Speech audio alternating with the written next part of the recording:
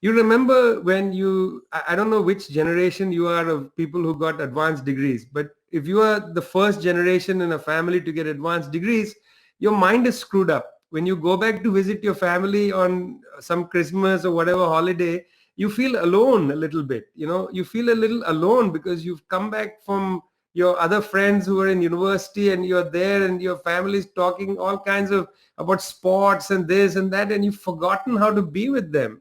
And you now want to talk about some book you read, some famous book by Vanessa Oliveira. You just read this great book, and wow, Vanessa has written this new book on Google and Cuba, and I can't believe it. And that's what your friends are talking about. But meanwhile, you're sitting there and they're talking about who's going to win the game tomorrow, and you're thinking, I can't believe I'm stuck here. This is the price you pay for what happens in social life, right? Marx writes about this in the Communist Manifesto. Marx and Engels write about how the children are snatched from their communities when they, have this development. So we should, when we look at something like Xinjiang, we should understand how similar is the problem there. It's not some genocidal, issue. Of course there are problems. Of course there's chauvinism of the majority community. Let's not deny it. First time I came to Brazil, I had a conversation with somebody of European descent, and they said there's no racism in Brazil.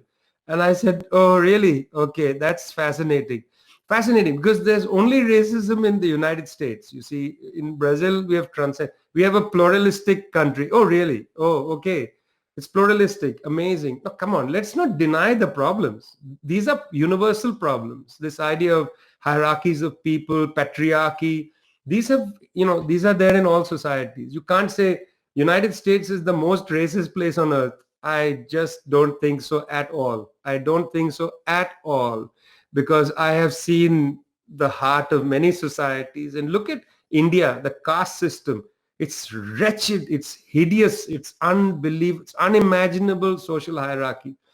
Can't tell me that somehow is not as bad as racism in the US. It's hideous.